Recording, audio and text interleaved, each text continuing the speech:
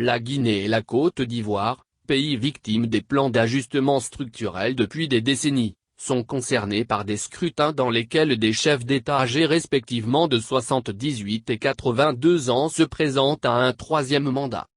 Rappelons tout d'abord quelques éléments d'histoire. En 1950, la féroce répression par les autorités coloniales du mouvement démocratique amène Félix Houphouët-Boigny à rompre avec le PCF. Il met alors son mouvement, le PDCIRDA, au service des intérêts coloniaux. Après les indépendances, la Côte d'Ivoire est devenue le vaisseau amiral de la France-Afrique jusqu'à l'élection de Laurent Gbagbo en 2000. Ce dernier a voulu renégocier certains aspects des relations avec l'ancienne puissance coloniale, ce que Paris lui a fait payer très cher. Une décennie de déstabilisation économique et militaire s'est soldée par l'installation par les chars français d'Alassane Ouattara en 2011. Une fois au pouvoir, ce dernier va amplifier la répression politique et mettre sous sa coupe les institutions, ce que la Cour africaine des droits de l'homme et des peuples dénoncera à plusieurs reprises. Il fera aussi campagne en 2016 pour une nouvelle constitution dont les dispositions renforcent encore le caractère personnel du pouvoir. Afin de faire passer la pilule y compris et surtout auprès de ses alliés d'alors du PDC, il introduit l'impossibilité de se présenter à un troisième mandat. Un référendum boycotté par l'opposition et avec un taux de participation ridicule marquera le point d'orgue de la manœuvre. Mais après la mort de son premier ministre qu'il avait désigné comme successeur, il fait machine arrière en se portant candidat pour un troisième mandat. Cela consacrera son total isolement politique. Le scrutin de ce samedi 31 octobre où les principales figures de l'opposition sont écartées, s'annonce comme une mascarade électorale. Hier autocrate, M.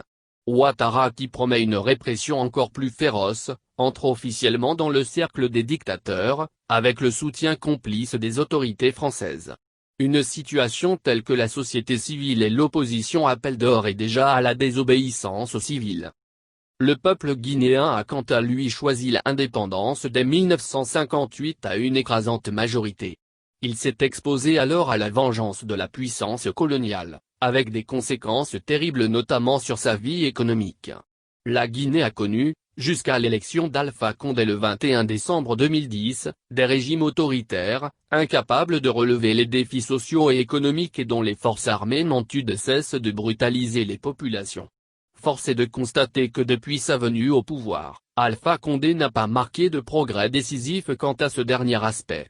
Les brutalités des corps habillés envers les civils, que le PCF condamne, s'inscrit dans cette triste continuité historique. Le paradoxe étant que c'est cette même armée qui défend le plus farouchement l'indépendance du pays. Les pouvoirs en place, y compris celui d'Alpha Condé, doivent en tenir compte. Après la pandémie d'Ebola qui porta un coup très dur au pays en 2014, la Guinée engrangera des réels progrès industriels et économiques mais qui ne bénéficient pas suffisamment à la population et ne sont pas encore de nature à inverser la structuration extravertie de l'économie. Par ailleurs l'opposition de droite à Alpha Condé, dont Cellou Diallo, ancien partisan de la présidence à vie de Lansana Conté, et l'incarnation, veut réintégrer complètement la France-Afrique, y compris le franc CFA, ce qu'Alpha Condé se refuse de faire malgré d'immenses pressions extérieures. En mars dernier une nouvelle constitution consacrant la possibilité d'un troisième mandat a été soumise à un référendum. Boycottée par l'opposition, elle est adoptée à un taux relativement faible. Mais elle contient également des avancées, comme la parité homme-femme, l'abolition de la peine de mort ou l'interdiction du mariage forcé. L'adoption si tardive de cette constitution ne pouvait que susciter des remous et constitue une faute politique. Par ailleurs, au lieu de créer les conditions d'un passage de relais, Alpha Condé utilise la possibilité légale d'un troisième mandat au risque de renforcer les tensions qui existent dans le pays. À la différence de la Côte d'Ivoire, le principal candidat d'opposition n'a pas été écarté. Ce dernier a recueilli 33% des voix face à Alpha Condé qui remporterait l'élection du 18 octobre en revendiquant 59%. Ces résultats contestés par l'opposition, ont été validés par la Commission électorale nationale indépendante. Cette dernière compte près de la moitié d'opposants ainsi que des représentants de la société civile. Elle n'est donc pas comme en Côte d'Ivoire complètement sous la coupe du pouvoir. La France officielle qui a été tentée de faire tomber Alpha Condé au bénéfice d'un homme qui lui serait plus favorable, s'est résolu jusqu'ici à se taire à cause de son soutien sans faille au troisième mandat de Ouattara.